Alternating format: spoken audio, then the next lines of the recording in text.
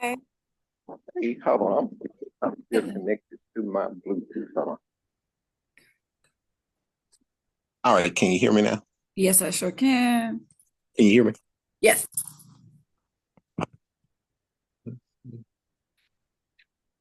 All right. All How are you? right. I am Okay, well. I How are can hear you? you now. I'm doing good. I'm doing good. Good.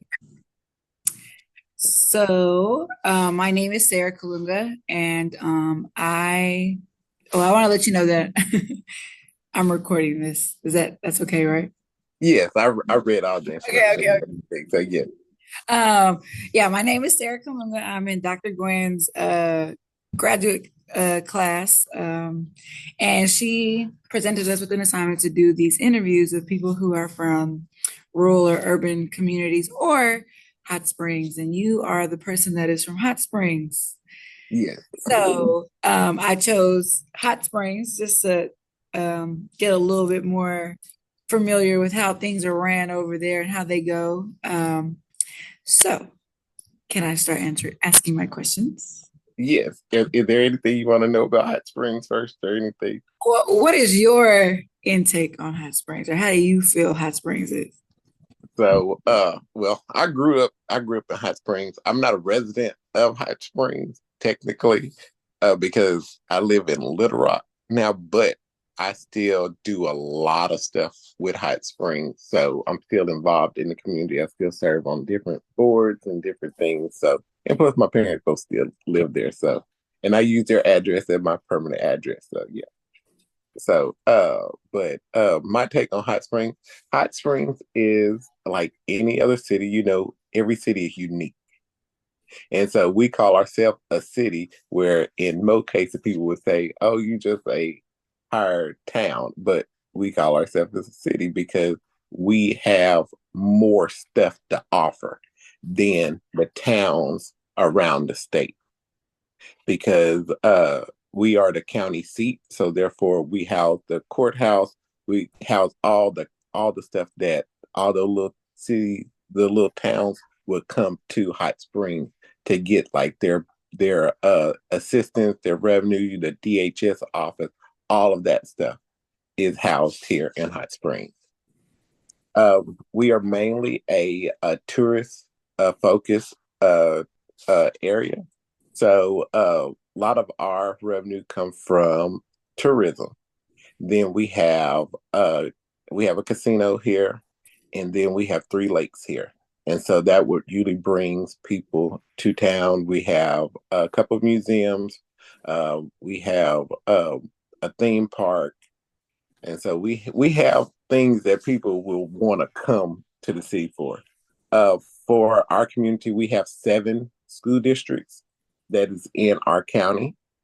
And those school districts are made up of Hot Springs School District, which is the most diverse school district. Then you have Lakeside School District, Lake Hamilton School District. Those are the top 3 school districts in the county. Then you have Fountain Lake, uh, Cutter Morning Star, Jessieville, and Mountain Pine. And those are more of your people who more on that county line. They are really rural. Like some of them don't even have a functioning city government. Oh, nice. Yeah. And so that is kind of the diversity of our area. And so I grew up as they call the east side of Hot Springs, which is more the downtown area.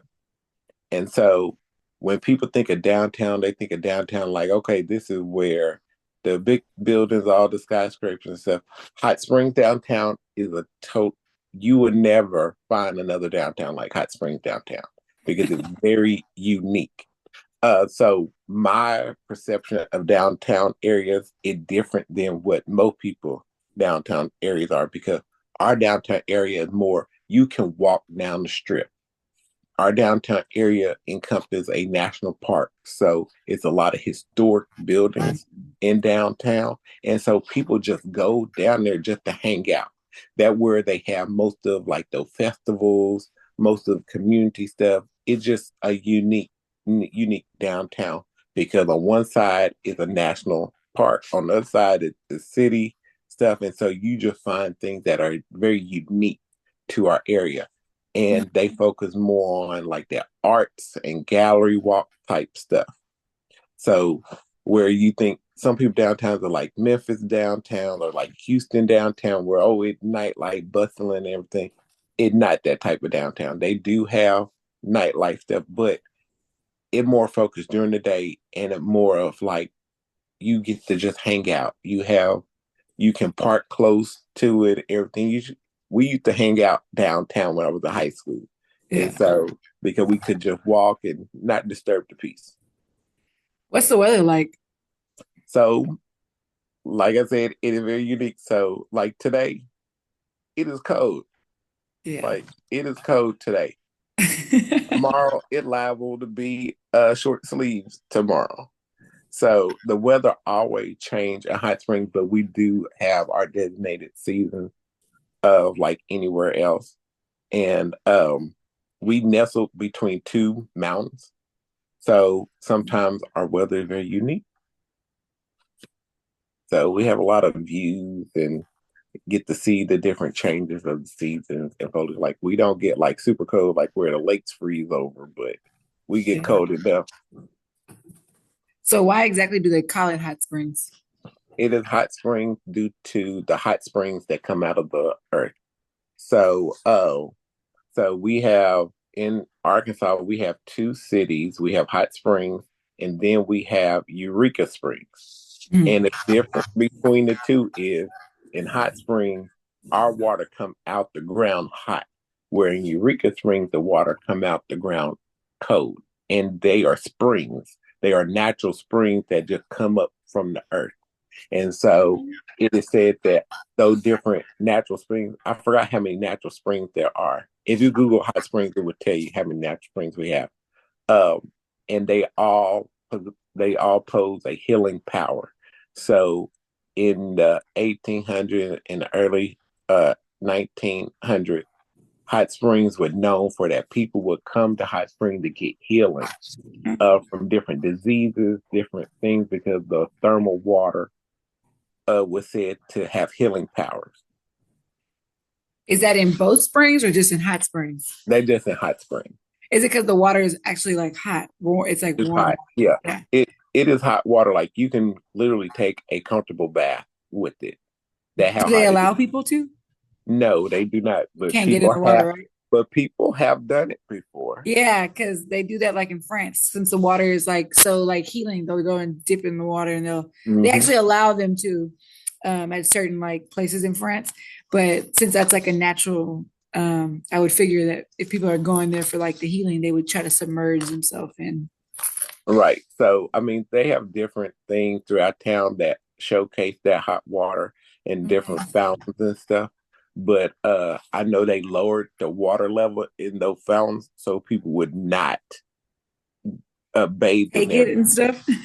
Yeah, because at one point we did have a problem with the homeless people trying to bathe in the hot water.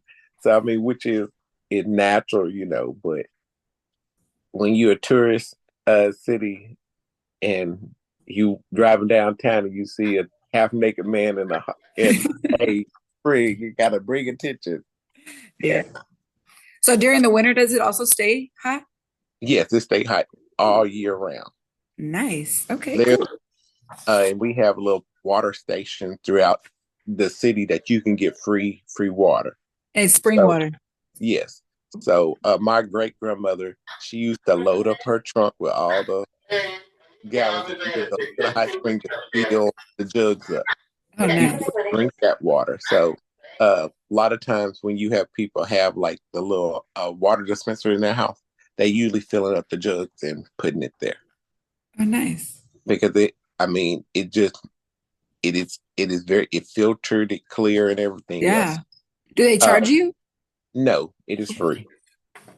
Cool. It is free. You can go down there are about five different self jug stations that you can go get that water. I know people who come from about 2 hours away that will load up their truck with jugs of water. I want to come. Yeah. So I'm like, hey, I like alkaline water. That's like natural spring water. yeah. So if you ever heard of Mountain Valley water, Yeah, and the green. That's what I drink. yeah, Mountain Valley is here out of Hot Spring. Oh, it's super expensive. It really is. It is, and Mountain Valley water tastes a little different than what the water that come out of the fountains downtown, but Mm. they have the same healing properties. Yeah, it's super. I bought some the other day, and I was like, maybe it's because the container, because it comes in aluminum versus like plastic. So I was like, maybe it's because the container. That's why it's so much. They used to come in glass. You could Yeah, and they get stopped. it, yeah, and so you can still get glass, but it's just not as prevalent as it used to be. So yeah. I seen they have like I guess it's not a 5 gallon, so maybe like a 2.5 gallon, and they Hmm. have the glass ones. I saw that Yeah. the other day. Yes. Oh, cool. I'm gonna come get me some of that. Yes. Hey, anytime, or tell Dr. Gwen when she here to bring you back some. Oh, I could do that as well. Yeah. Okay. Well, that's pretty cool to know. When we talked about hot springs, we had a class discussion. Well, we all had to do like a little research. We had little topics that we did, and mine was like community resources. And it really Mhm. wasn't a lot, but like just listening to like the other people, like the gun violence, the suicide, homicides, one of them was like the education. There was just a lot of different things. It didn't ever sound as good as what you said. Like you made it sound like, oh, it's a really nice place. Oh yeah, But because I'm a part of all those different things. So I mean, like I said, Hot Springs is very unique. So like we have a lot of tourists. So on the downside of all of that, we do we I have been a part of the sex trafficking task force. And so since we are a city that have a horse track, we found that during the racing season, that is when the tractors go through. They go to each of the different racing areas. oh Um, wow. so when I was on the task force, we have about we used to have two undercover students in each school district, and well, in each high school that would kind of report on different things. And so when I was on the task force, we got about six young ladies and young males uh out from under there Oh good. uh due to the sex trafficking, because they only in places long enough, like they still enroll them in school just enough Yeah. and anything else. And so that is one thing that we have been trying to crack down on. And like Dr. Wynn said, the gun violence have been increasing over the number of years. Yeah. So uh like I graduated from Hot Springs High back in 2009. So from then to now, I mean it really has changed for the gun violence, but it's not as bad as it was at one point back in the 90s. Ooh. So I think in the early 90s, in the late 80s, we had a serious spike in a lot of violent crime, especially gun violent crime. And where by the time I got into my teenage years, everything, it settled down. Mm. It settled down up until my mid 20s. Then it starts spiking back up. And so we are in that spike up trend right now with that, and where we are trying to combat it. Like, okay, what are the different ways that we can do this and try to decrease this? And so for me as a health educator, we know that the best change is preventable change. Yeah. And so we might not can stop certain people today, but we can educate them on it. Yeah. And then they won't become that statistic 5 years later. because Agreed. we are working to change the future statistic because we can't change the right now statistic. But you know what? If I can go out and keep on impact and reaching this many people, educating them on this, hopefully it will show a decrease in the data. Yeah. Because if I'm targeting elementary or I'm targeting middle school, in 5 years, in 10 years, they are going to be those adults. And so, therefore, if we have educated them right, those adults will have the resources, the tools, the knowledge. So, therefore, we should see a change in the data when it comes to violent crime in that age group. Yeah. When we went over when we looked at some of the data, well, when I was doing my little research part, I seen that the numbers start real low, like 12, 13, 14, 15. That's when Mm-hmm. they really start. I'm like, oh my God, these kids got nothing better to do. Mm-hmm. They're just out there wilding. Yeah. And so, I mean, a lot of different factors have took place of that. Some people say is, some of the violent crime have increased in the last 6 or 7 years due to the closing of our local Boys and Girls Club. Ooh, Which I mean that contribute to it, but it's not solely the main reason. Because I mean, if you slap another Boys and Girls Club, you're not going to miraculously change it. yeah, A lot of things that I have seen is it deals with let look at let understand who is community crimes, and then let dig in and see what type of home setting that they have. And so from this is my observation, it's just an observation, and not no facts that go with it, but observation from the few people that I knew. I'm like, okay, let's think about the family, think about the level, everything else.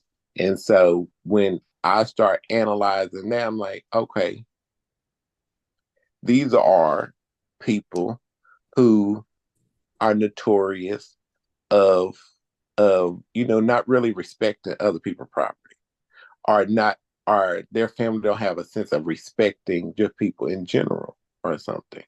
Where in other cases, the people that I knew, they are the victims of those people. yeah, And so where is it that we can provide, prevention to these people? Where can we kind of help them where they are, meet them where they are so we can help them? Because we can't change their home environment yeah, because we don't have the power to do that. But we can at least meet them where they are. You know, let ask them their opinion on what is it that they see, because a lot of times they feel like they don't have a voice, people are not hearing them. And so when people feel like people are not hearing them, they would do things that people would know this you're shouldn't gonna be. hear me. And so and that what I observe, I feel like most people that are community crime, they feel like people are not hearing them, they not getting that respect. And so therefore we try to do an initiative called Teen Safety Night, where we are actively trying to engage with the parents, we actively trying to engage with the team. And instead of keeping them both in the same setting, we separate them. Mm, And so we have all the parents in their own setting so they can ask the questions, so they can hear from other parents. And we have different age levels, everything else. And so what we found during our uh 8 week trial of this, that the parents want help. They just don't know where the resources are. And the best way to get resources is word of mouth. yeah, Because you know what? We can post it on flyers, we can do this all day. But the best way of transporting information is word of mouth. And so we noticed when all the parents left the room, the teens were able to express their true self. They were talking about how they did not feel like people cared about them, that they wanted to be around them and stuff. And so we provided them with the tools. Then we talked to the parents like, you still have to respect them as people. And then you still have to go back and reaffirm that, give them that stuff. You can still say what you need to say, but go back and follow up with them. Go back and make sure that their feelings are validated and stuff. So it was really good. And we did a lot of role playing, a lot of different things, and it helped the parents and it helped the team. Good. And we could see where the teens and the parents was fostering a more positive relationship versus just, oh, I'm the dictator. You're supposed to do this. Like, no, no. It's kind of like when we always go back to parents. How do you want to be treated at work? Yeah, If you want to be treated with respect, why wouldn't your child want to be treated that same way as well? I agree. And so, and it's a two-way street. Well, good to know. So I will start with my questions. I think my video is only 40 minutes long, so we have about 20 minutes left. Oh, I'm so sorry. Um, Yeah. no, you're fine. You're fine. It's good to know because I have to write a paper as well. So the more information I get, the better. So my first question is, how many people live in your community or the community of Hot Springs? So in the community of Hot Springs, our population is about 36,000. But in Garland County as a whole, we have about that same amount in the county as a whole. So about close to 70 something thousand in the county. Okay. In the city limits, about 36,000. Oh wow. Little. Yeah. So like everybody knows everybody kind of sort of? Yes and no. So you would think with 36,000, like most people would know each other, but since there's so many people who live out in the county, the Mm, city limit, it kind of like with Houston. The city limit Houston would say this, but you have like the woodlands and all yeah. that really, Outskirts. yeah, that people will say that is Houston. Yeah. So it's kind of like that. Oh, okay. What are the major health problems affecting the community? It generally, from our data, major health problem is like your typical high blood pressure, your diabetes and stuff for the older adults. There have been an increase in sexually transmitted diseases that has been across a lot of places, but far as the major health issues, I would say probably diabetes and high blood pressure. Do y'all have a lot of cancer rates up there? High cancer rates? Um, yes and no. So I hadn't looked at any data on the cancer's rate, but far as in the community setting, I think cancer would be one of those factors as well. Mm. I was thinking because the water is so clean and so miraculous, that wouldn't be a problem. Yeah. Um, in the last 5 years, has the population of your community increased, decreased, or remained the same? It really remained the same. The last census, it still remained the same. We hadn't had a drop in our uh, our population size.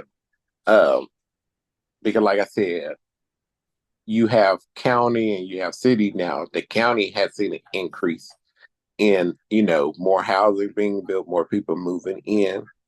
And so therefore the city will benefit from that as well. Yeah. Do you feel like a lot of people move to Hot Springs or just like come as tourists? So a lot of people from those little smaller communities move to Hot Springs because of more opportunities. Yeah. Because we have 3 hospitals here. Um, we have several, nursing facilities and stuff, and have access to things that it would take them 30 minutes, 40 minutes to get there, where it would take them 10 or 15 minutes to get there here. Okay. How would you compare the living conditions in your community with those in other areas of the state or city? So for our living conditions are very comfortable in high school. The on lower income people have more harsh living conditions, Sure. but there is opportunity for living conditions to be better.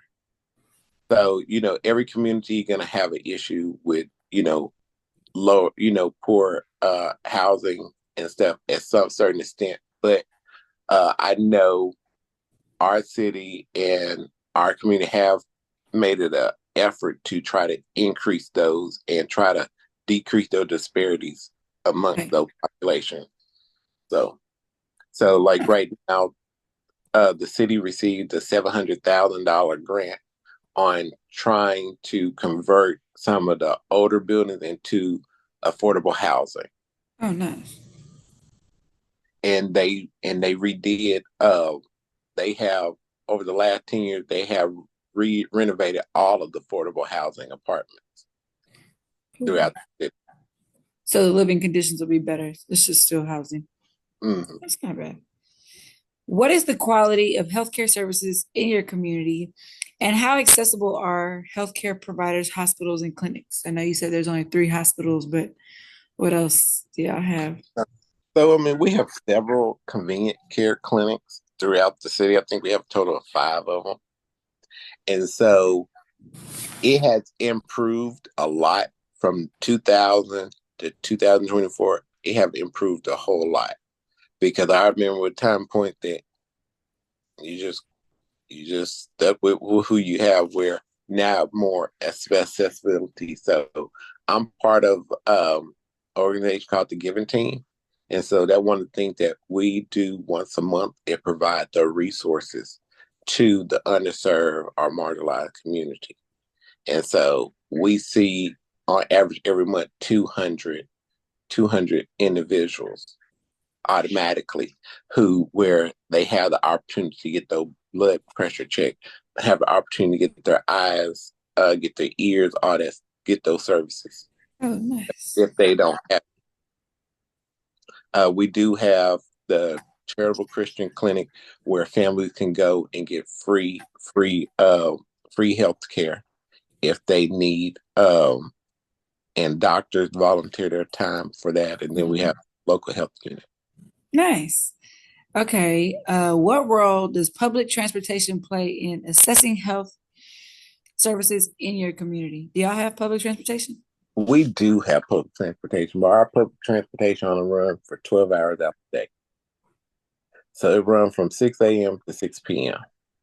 And so public transportation is lacking Mm, in our community when you think about the sense of, okay, if a mom works, a swing shift and she don't have a vehicle, how's she gonna get home? yeah. Especially if she works at Walmart on Central Avenue, but she live on the east side of town. That walk for our community is like crazy where someone in the bigger city, oh, that's a simple walk, but for our community of how rural we are in the state, you would need to have a car anywhere that you go to in any town or city because you may have a whole strip that is nothing. It might not be the sidewalk, it might not be any uh, pedestrian pathway that is safe or trailways that are safe for them to walk.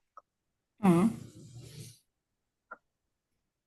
What is the state of education in your community, and how does it impact health outcomes? So the state of education, I mean, that impacts any community. When you have a lower reading level or a lower education level, that can impact every aspects of your life. Sure. So you can tell by the different sides of town, the Mm, reading levels and stuff, because like my side of town, they would say this is the lowest reading level yeah.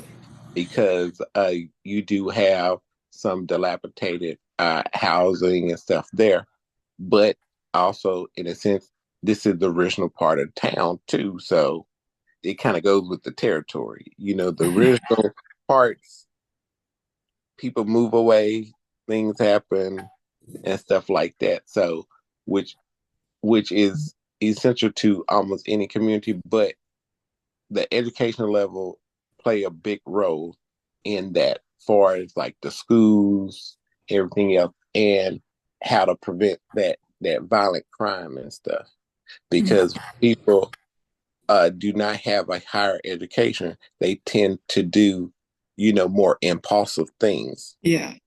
versus where someone who have successfully through high school and are successfully went through some type of college, they are more level headed than more reactive. Yeah, for sure. I agree with that. And that what we are finding out in like a lot of the crime and stuff. Most of these people either barely graduated high school or don't have any type of higher education, or they were deemed one of them uh problem children, so people always labeled them as that, and so they, okay, I've been labeled that, so I need to live up to that. Yeah. And so, I mean, it's a lot of different factors in there. How would you describe the quality of law enforcement or police services in your community? And how does this impact the community's health and safety? So the quality of law enforcement, so law enforcement have tried are to I mean, I work with several of them. I know a lot of them, but when you are dealing with your Black and brown communities, I'm more of a person like you have to be intentional Yeah. in what you are doing, because that is that's what I do for work. I'm intentional about community. And so, and when I educate them on it, I tell them the truth. I'm like, look, when you are coming to my community, coming to any other Black and brown community, they can sniff out bullshit.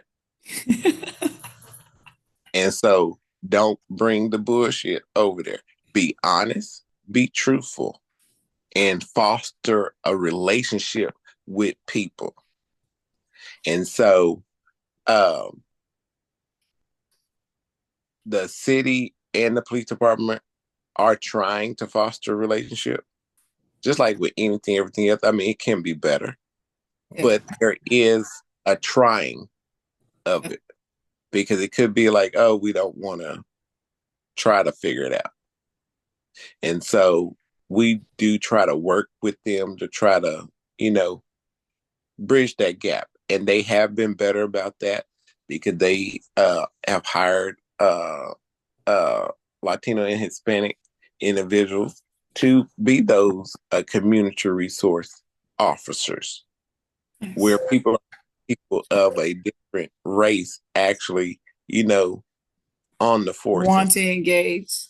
You want to be engaged and Yeah. everything. I mean, but across Arkansas, I mean, it can be better, just across Arkansas in general. The But state. we have to remember that we are a red state at the end of the day. Yeah. So there are certain things that we have progressed a lot, but we still a red state. Yeah. And so therefore we do have some mindsets that are not, they don't like to use the word equity, diversity. I get what you're saying. Yeah. I get what you're saying without you having to say it. Yeah. The state So, color says enough. yeah. So I like to use the word as we have to understand the fair share of each person. Yeah. What type of employment opportunities exist in your community and how do they affect health? So for Hot Springs, I would say Hot Springs still on that good old boy, that buddy system. I know somebody that knows somebody. Yeah. And that usually take place. I mean, you do have some things that, you can move up, but it really about who you know. Yeah. And that can determine how your lifestyle can be. Do you feel like people that have that authority um, are not in the Black and Brown community? Or are some of them in the Black and Brown community? Both. Both? And I'm more of a person that is about, I like to help people. Yeah. And so we do have a lot of people who are in the Black and brown community, and a lot of people who are not in the Black and brown community feel like they don't need to help anyone. Yeah. So that can deter things as well. Yeah, I could see that. And our last question is, what solution do you think could address health disparities in the community? Main thing that can help uh help decrease those health disparities is having a level playing field, Mm, having people who are really wanting to care and actually have a passion for people. The other way is, of course, opportunity. So it not no one specific thing. It's a multi-pronged approach because you have to have intentional services throughout. yeah. And so when people are more intentional on who they want to serve and how they want to do things, that will bring about a better change and more outcomes versus just, hey, checking a box because you're supposed to check it. So if you could say there's one thing and that one thing could have like a 180 effect on the community, what would it be to have the community thrive and in all the ways that you would want to see like a thriving community thrive? I feel like I feel like mental health Okay. because it doesn't matter your economic level, Yeah. and it give people to think outside the box and will empower them to be better. So, give them the willpower to be like, hey, you know what? I can't go out for this job. Or, hey, I can't go to school for this. Or everything. I think the lack of confidence in people kind of addresses. Keep them And stagnant. yeah. And in addressing trauma. Because so many people have past trauma that they just don't want to express or don't realize how that past trauma is affecting them now. Yeah. And that is something that underlying that it doesn't matter who you are. It could be as simple as you being yelled at as a child, and that is trauma, and that that keep you from fostering positive relationship with people. Yeah. So I think that is like one of the top ones is addressing any type of past trauma and recognize and having the Well, that concludes the interview. So I would like to say thank you for your time. And I know Dr. Gwen is going to love to hear about this. So, yeah, it was nice conversing with you. alrighty. If you need anything, just text me or call me. Yes, sir. Thank you so much. All right, you have a great one. You too. All right.